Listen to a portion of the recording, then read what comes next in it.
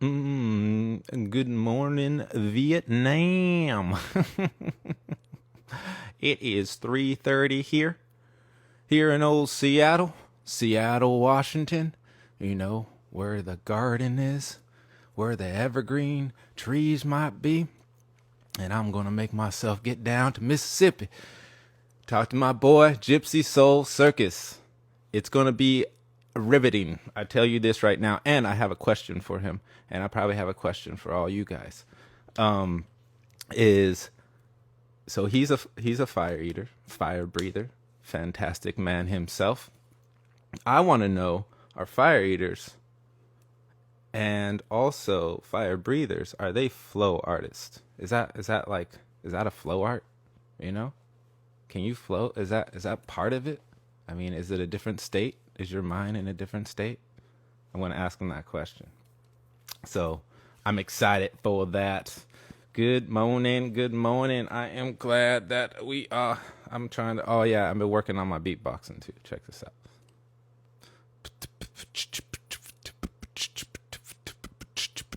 That's all I got. Anyways, all right. So I'm gonna get my man. He's already right here. I see him. Gypsy Soul Circus. What up, bro? We gonna get you joined in. I'm gonna connect us right now. Let's see. Bam. Here you go. Sending that. And I says haze. And I says hope. And I says, what up, bro? What's going on? I'm doing good. How are you? Good deal. Doing well. That's cool. Yeah. Can you hear me good? Yeah, I can. I've been trying to work this mic out right, and I'm not sure if I am even being heard when a call is actually joined, you know? So I'm not sure if like I clip out or not. So this is going to be a test of that. So we'll see. It sounds really good on my end. Does it? All right. Yeah, good. it's really clear. All right, cool. So what's up, man? What's going on? What's happening down there? It's all right. Nothing much, just kind of chilling right now. We've been kind of just shooting bows all day, throwing some knives, hanging out. Probably going to start a little campfire here in a little while. Oh, hell yeah. Is that like a daily thing? Is that what you guys are doing? Pretty much, yeah. That sounds dope, dude. That sounds amazing. Do you, let me ask you, since you've been throwing for so long, what's first, knives or fire? Oh, I'd have to say probably throwing. I've been throwing things since I was very, very young, like a little kid. The first time I got a pocket knife, like I tried to throw it and I broke it and I had to get a new one. And like, I couldn't tell my mom what I did. Really? Yeah. Just throwing anything you can. Yes. There's been a long time there. Hatchets actually were first before knives. That's what I really, really got heavily into. And then made the transition over to the blades, and that's where we're at now. Shit, son. So, like, have you ever caught yourself? I mean, is you get in accidents with that? I mean, I don't know. Yeah, I've had ricochets. Like, that's the biggest thing that happens is the knife not hitting quite right and bouncing back and hitting me on the backstroke. Right. And that actually really hurts. Like, you get a good bruise from it. Yeah, Even just off the target. Yeah. Like I've thrown with throwing knives, and I had a buddy who he threw a lot of throwing knives, and we put like props up and stuff like that, and we would test at it. And there's a technique to it, man. There's like you got to get on. Like it's a sharpshooter technique, man. You got to have that wetness. Wow. Definitely. That's cool though that you've thrown too. That's some common ground there. That's awesome. Yeah. They were like these just flats. Like I don't know what type of blades they were. They're like very like they were just completely flat. It looked like a full tang kind of like generic type blade, but like pretty much what I throw. Yeah, we wanted to be ninjas, you know. So I'm like, dude, I'm about to kill it right here, dude. Like I'm about to go wham to a little. We had little obstacle courses where we had to like roll and then go to another part and then be like, all right, we throw two right there. We go this way, you know. It was cool. It was legit. But yeah, like my aim and everything, like I had to line it up and everything. I respect because I was mad at my friend for being so good. That's how I feel a brother. He's way better than me. Really? It's hard. Like, I mean, how are you lining up? Is there any tricks to like, are you testing your elbow first to your wrist? I mean, is there like what's the technique on that? So yeah, I throw a couple different ways. All of the techniques that I use sort of fall under the instinctive throwing category. So I don't Okay. have to know my distance, first of all. I Right. change distance by my angle of release and with my index spring, like with my index finger, how much I push on the knife to give Right. it, like, slow the rotation down. So Yeah. Yeah. no spin from 5 to about 15, 16 feet. Right. And throw half spin probably 5 to 25 feet. Oh, okay. And so I'm doing everything with no spin on the knife or with just a half spin on the knife. Oh, okay. All right. All controlled like in the launch carriage, just what angle you release the knife at so it falls slower into the target. Yeah. Yeah. That makes sense. That makes sense. Like, when you're aiming, are you aiming with are you doing a singular eye? Or are you having like both? Like, are you doing that? Like, what's your vision like? So I'm looking directly at what I'm aiming for. And so Right. the first moment when I pull back, the tip of the knife is pointing at what I'm aiming at.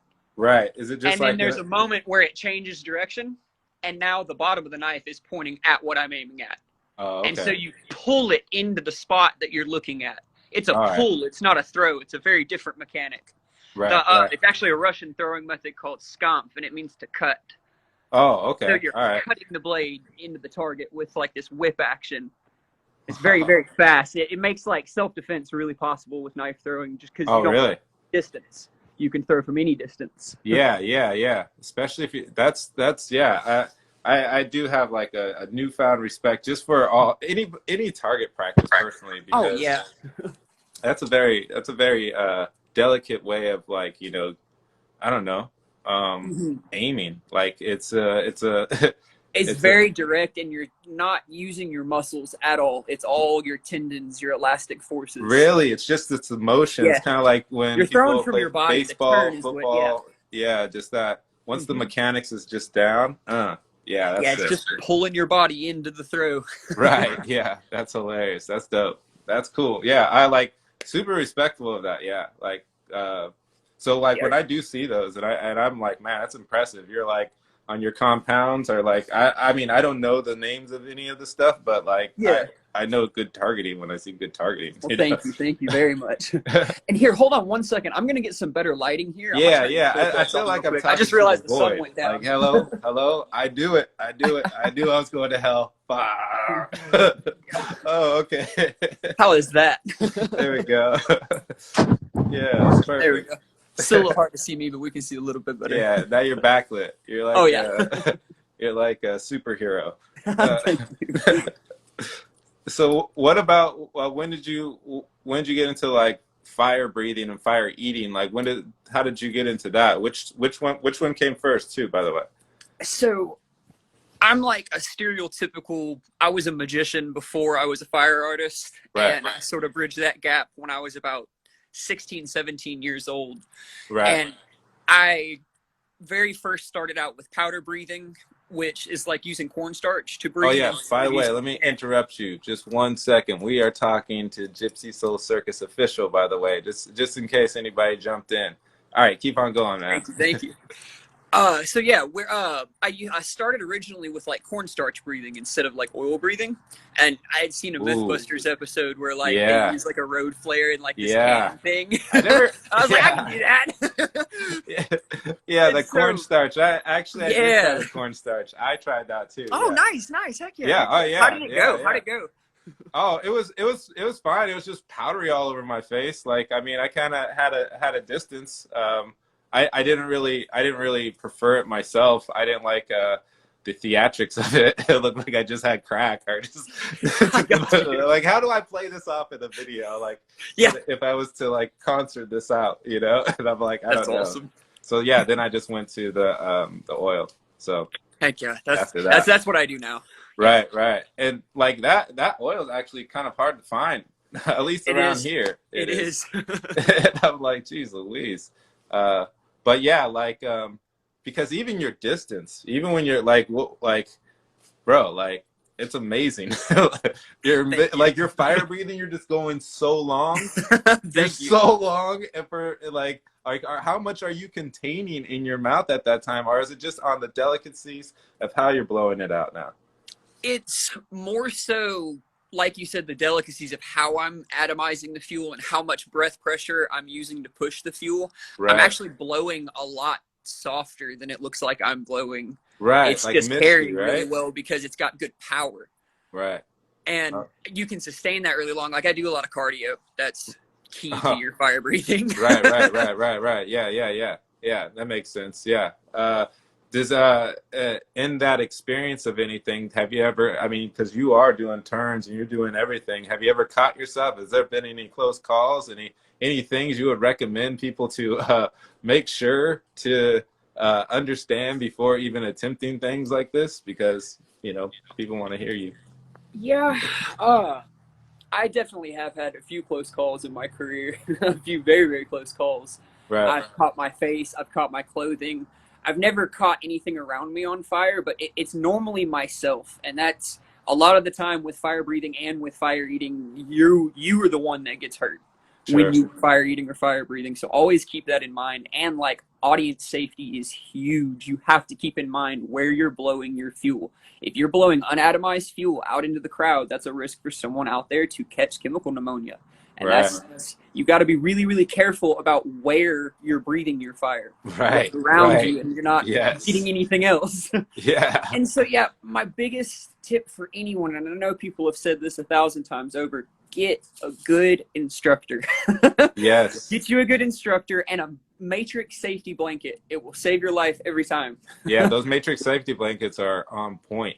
And yeah, they are. Yeah, Yeah, they are. they are.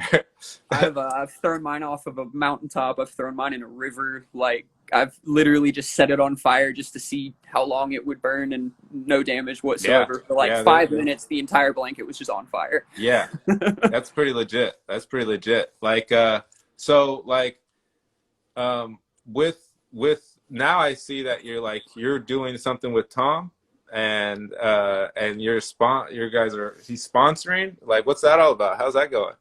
So yeah, Tom, he's created this awesome website, Fire in Your Face. It's for online fire eating tuition. And yeah, I'm one of his sponsees, brand ambassadors, whatever you want to call it. He's just been an amazing friend since like the beginning of my social media career with fire eating. Like I've been eating fire for a long time, a lot longer than I've been on social media, probably Right. 10-ish years.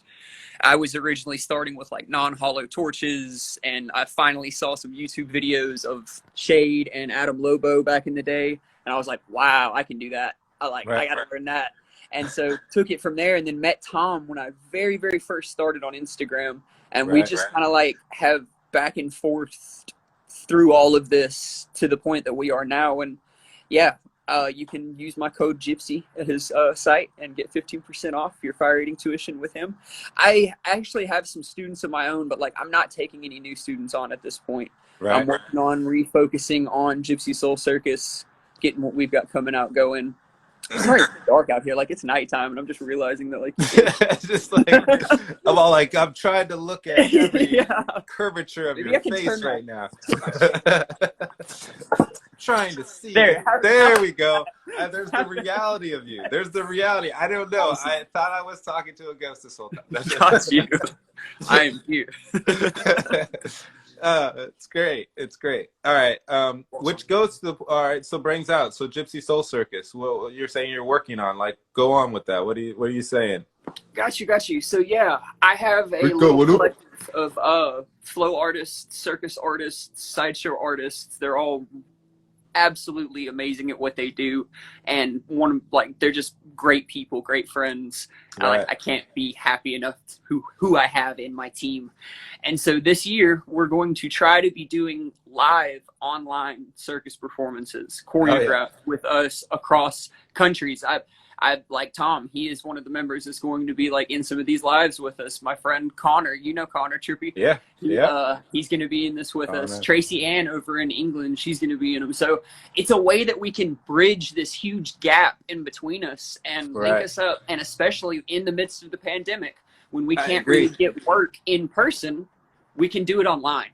And Right. so it can give people some entertainment, give people just something positive to go and watch while we're going through all this together. And That's I good think stuff. we're going to be doing that this year. I think I launched a little bit early. We kind of started a couple pages for Gypsy Soul, but we weren't quite ready as a group to like do lives and things together. But I think this is going to be This is the year.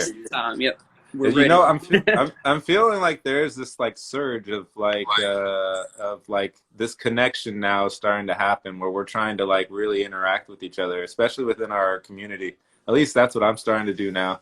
I mean, I'm slowly getting into this. It was more of I'm always kind of a little bit shy to my own self. And so I'm just like, I'll just do it. But now I'm kind of like, all right, I want to get a little bit more involved. I want to start connecting with people and start like understanding what their goals are and see how they align with my goals. And then, you know, we grow together that way. And so, that's cool. That's cool that you have that thing that you guys are setting it up in that way. And I do feel like a lot of people are now starting to like talk about like the flow arts and everything within this entertainment field of you know, fire, and magic. Honestly, everything, it all goes together, man. It does. So like, so yeah, I'm interested to see what's going to happen for the future of like how this goes. Too. You know. I definitely am as well. And it's a point now that we're in the future, you know. Everything was making the change to online sort of anyway. So why can't we put our content online, you know, and do it that way?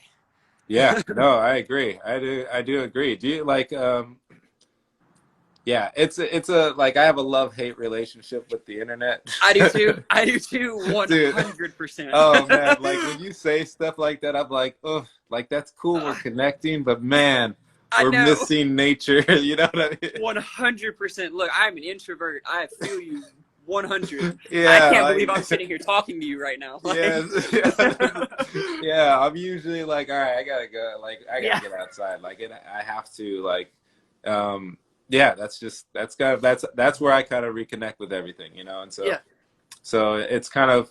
It's nice that we are connecting as a group and we are doing what we have to do to survive in a maybe spiritual realm, you know, where our emotions matter and how we communicate with each other. But then there's the other part of our spirituality, which, you know, you got to be outside. You got to be connected with all those things. I noticed that with your flow a lot too. You're always outside, like. Yeah. It's like, I had these like sunsets. I was like, man, like, how beautiful are sunsets, man. Like, you know, awesome. It's a good reminder to say, hey man, I should go outside sometime. Yeah, exactly. Because when is a sunset not dope? Oh. Speaking of, I had a question at the beginning. I said, fire breathing and fire eating, would you consider those to be like flow arts? Got you. Yeah, that is the topic. Right. So I think that you can achieve like a different state of mind, like a more focused, meditative state of mind when you are fire eating and breathing. I think you can get into that state, but I think it's hard to achieve that. I think you have to be doing it for a long time for things to really become muscle memory so that you don't quite have to focus on it as much because it's so dangerous. It's something that your attention is on it so heavily because one wrong move and, oh no, my face is on fire. So to be able to achieve that state of sort of letting go and just kind of not being there while you're just flowing, it's very hard to get to that point. And I don't get in that point often. There's been very few flow sessions where I was like, okay, yeah, I was really mellowed out during that session. But it's not often. When I'm performing, I'm very focused and very attentive and very in the moment. What I would have thought. I would thought you have to be like to a point almost because you are dealing with fire in the most critical way. Most personal way.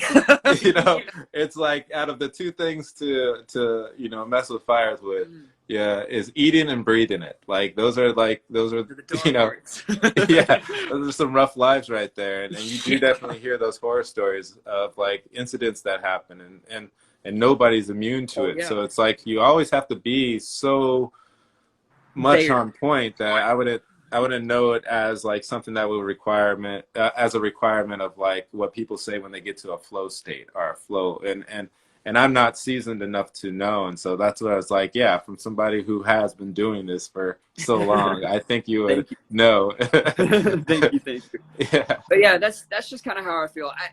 You can get there. Like a lot of the times, if I'm doing just jellyfish and I'm not like the jellyfish is the move where you throw Yeah, yeah, yeah. I the know. fire off the end Mm-hmm. of the torch. Yeah, Yep, yep. and I'll just practice those for like 20 or 30 minutes, and afterwards I'll be very focused and. Right. I can in that state because nothing's really going on with me. Like I'm not focusing on my mouth. I'm not focusing on a transfer. Just doing Right. jellyfish and kind of flowing and playing with them. It might be that. It Yeah. might be that. It might be tied in just the movement itself. Like as long as you have like a methodical movement, you're doing these jellyfish, Yeah. and you're just like, so like every time, like you can get locked into this like muscle memory, Yeah. and then you Yeah. probably get into this new state of mind since you don't have to think about it so much. Exactly. So, anyways. And like I use a lot of like double stave moves sort of in my flow with my torches. So I move into a lot of jellyfish from like an anti-spin, or Oh yeah. I'll come in from like this weird upside down position, and you can just change from them so different. And once you know all those paths and can like move through them Right. so muscle memory like, Yeah, you can yeah. lose yourself in it a little bit. I agree. That's okay. Yeah, like okay, that makes sense. Like that completely makes sense. I concur with that same thought as yours. That's Awesome. So you already, and you have like 2 girls, you said, right? Yeah, I 2 do. girls. Yeah, Yep. I got 2 kids And you myself. said you have. That's awesome. Yeah. And you said there, do they enjoy being outside? Are they young? Are they? Oh yeah. Most Yeah, I definitely. got to get mine out more often. My oldest actually, she spins a staff. She's like working on that. Really? How's Yes. she like that? Oh, dude, it's awesome. She Really? gets out. She's only 6, so yeah. That's the best time to do it. Play with Definitely. sticks. Start That's 'em what I young. say. Play with sticks. Definitely. Yeah, no, but that's cool. So you got the Gypsy Soul Circus thing going on. You got this fire breathing. You're trying to make this like a art that you want to make a career in. It sounds like. Yeah, definitely. Eventually, going forward, I would like it to be a career. Right now, it's a hobby that I think is turning into a career. Right. And at Like some all point, of us. I don't know when it's gonna not be fun anymore. Right. If that When makes it's not sense. fun anymore, then you're like, dang it, I'm here. Exactly. Oh, Exactly. I never thought I would be here so quickly. Yes. Yeah. No, yeah, I That's totally awesome. agree with that. I totally like. Your thing, like, what do you have going on right now? I've seen you like all over the place. Have you? And I have It's just like questions. that. It's just all over the place. I think I'm just trying to be a little bit more vulnerable. I guess like I personally do have my own beliefs and my own karmas and stuff like that, and so I'm just trying to listen to what karma tells me, which is it's telling me to be a little bit more vulnerable with myself, and and being vulnerable with yourself, you kind of become more open to people's opinions and also open to learning more about yourself. So I thought this would be a good way of doing it, is getting to know people. and I don't know, I enjoy having conversations and learning people and learning, what makes them tick. How do you think? Because like, Yeah. I think how you think is how you perform. Like, I'm more interested in like, I think when people look at artists, they look at the story of the artist more so than their paintings. Mhm. Like how they made the part, how they made the painting. They tell the story behind the artist, and and so I would like to know more about the artist. I want to hear the story, like what made Gotcha. the artist the artist. Like why do you choose the landscapes you do? Why are you always? I always do see you out in nature, so I know you get a respect for it. Yeah. How do you decorate your page in the way that you like to do it? Like, is there Yeah. do you have a method to that? So yeah, I like contrast a lot. My backyard has amazing lighting because the sun sets on one side, rises over it, and or rises on one side, goes over and sets on the other. So like we have this awesome lighting back there. And so I'll wait for just the perfect time of the day when the sun is coming through the trees and it makes like just natural little spotlights on the ground. And Yeah. I like to play with really intense flow and fire and the danger, but with really chill music. And so I always put like I agree. something totally different and contrasting to what I'm doing. And I don't know, I find that there's balance in that contrast, and I just like it. I think it produces some emotion. It gives a depth to it that isn't in other things that I see. I see that a lot in your content too, by the way. Like I see you'll do a move in front of a wave in the ocean, and I know you're thinking about that wave. Like, yeah. I sometimes figure that like, hey, if you're to pass through like Instagram, like everybody's like looking at something to attract them, and usually something like nature or natural is the most attractive thing. And so like, you know, and honestly, I just took that camera out and like set it to the places I practiced, and damn, I forgot what the question was. I just trailed off. What was it again? It was just art direction and why we do the content that we do. Yeah. So the story behind the content. yeah, that's that. And so like, I just kind of placed the camera there, and I thought like, hey, you know, like these most beautiful moments in time are usually in the sunrise and when the sun sets. And a lot of artists take all their they make all their illustrations during that time. A lot of photographers hit their photographs during those periods in time. And so like, I also think it's just a good time to like, you know, be with yourself in a way, like connect with yourself. And so every sunset when I was flowing, I would just flow like with me in the sunset all the time. And that's awesome. And then I eventually was like, man, I should just post every one of these sunsets that like, you know, and then I was like, you know, kind of just give back to like that thing that we kind of all look at, is we look at the sun setting and we're just like, hey, that's very pretty. So I was kind of decorating it that way, and now it's starting to transition into a much more I don't know. I think it's a transition of self is what this portion of my career is looking like. You know, it's just, you're seeing all these new things might pop up. I'm doing this. I'm trying to find a little bit more I don't know, belief in myself as I continue to try to walk this path and this career type. So we'll see how that's be confident in yourself. You got it. I know. I gotta just be more confident in myself. Just be like, all right, just do it, man. But I feel that. Yeah, I know. So easily said. Are you hard on yourself? Oh yeah, 100% hard on myself. I hate all of my content. It's all trash. Like it's all trash. That's exactly what I say. Like, this is trash. We're just okay. No, I need to redo that. None of that was Yeah. No.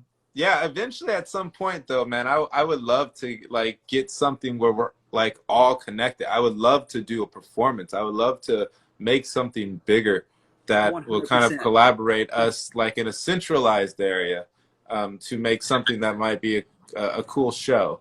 That, that would be awesome. Like, so like definitely.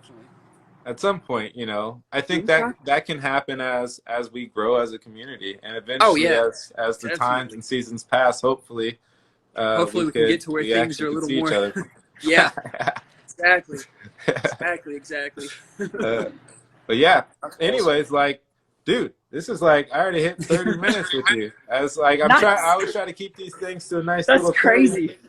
Yeah. It feels like we just sat down. I mean, you were in like a lot of dark areas. It was dark areas. Took a second to get here. I know. You finally show up.